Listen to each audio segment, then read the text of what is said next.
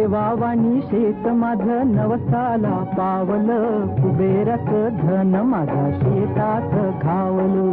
देवावानी शेत माझं नवसाला पावलं, कुबेराचं धन माझ्या शेतात घावलं.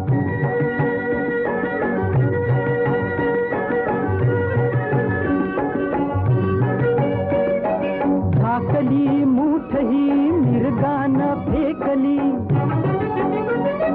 निढळाची धारती सर्गानं शिपली.